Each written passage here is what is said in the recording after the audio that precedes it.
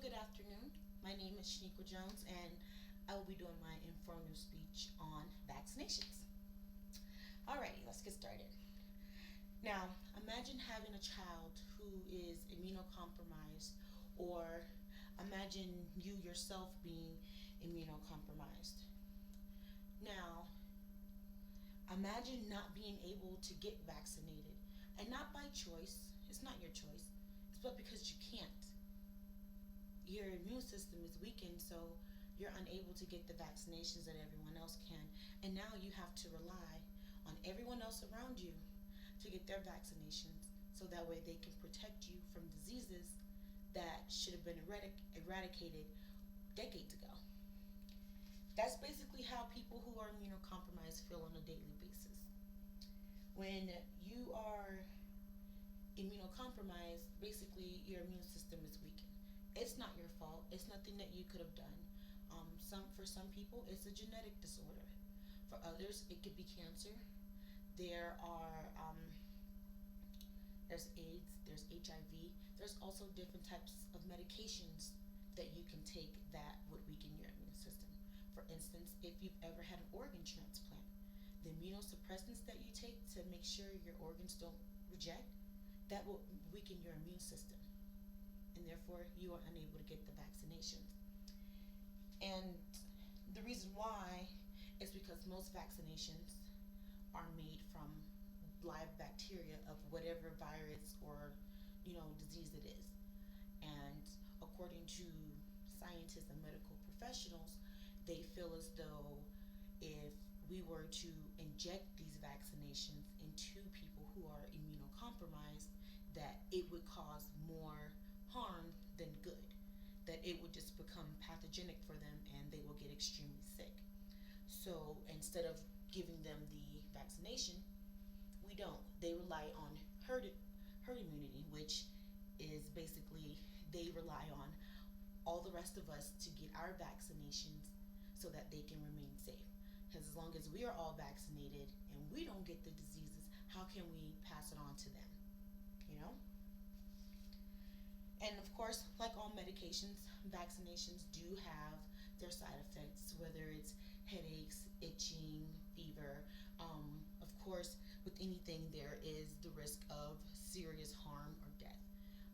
For vaccinations, there hasn't been any cases reported of serious harm or death, and also scientists and researchers have also put an end to the disclaimer that it causes autism. But like I said, there's never been any serious cases of anything. The only thing that's ever really been reported is like very high fevers after vaccination, which most people get high fevers or tenderness at the application site. According to the CDC, who is the Center for Disease Control, just in this year alone, there has been 286 cases of measles in over 15 different states in the United States itself. They believe that the outbreak, of course, happened because there were people who were unvaccinated and they contracted the disease, and then they brought it to a community where people who were also either unvaccinated or immunocompromised, and then boom, there was the outbreak. And like I said, measles was thought to be eradicated decades ago. Same with polio and mumps and everything else, chickenpox, all that good stuff. But we have people nowadays who don't want to vaccinate, which of course that is everyone's choice. Everyone has a choice. You do what you want to do.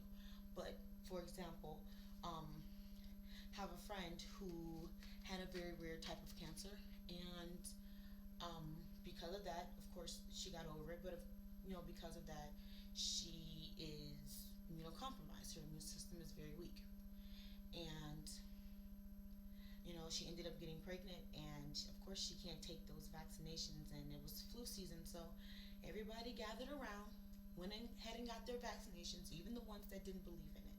They went and got it because they wanted to protect her and her unborn child. I personally am all for vaccinations. I am a caregiver. I work with people, so anytime there's a vaccination to be gotten, I go and get it. I work with people who are elderly, and I work with people who are immunocompromised as well. So, and sometimes it's really easy for them to get sick, and I would really hate if I would be the one to bring something to them to, you know, possibly cause them any harm. But that in no way or form is that what this speech is about. But like I said, just keep in mind, when you think of vaccines, think of it like driving. When you're on the road driving, you don't drive just for yourself. You drive for the safety of all the other people around you. So when you go to that doctor's office and they ask you if you want to get that flu vaccine or whatever that vaccine is, it's not just for your safety. It's for the safety of everyone else around you, for all of those people who unfortunately are unable to get vaccinated. Some people don't have a choice. You have a choice.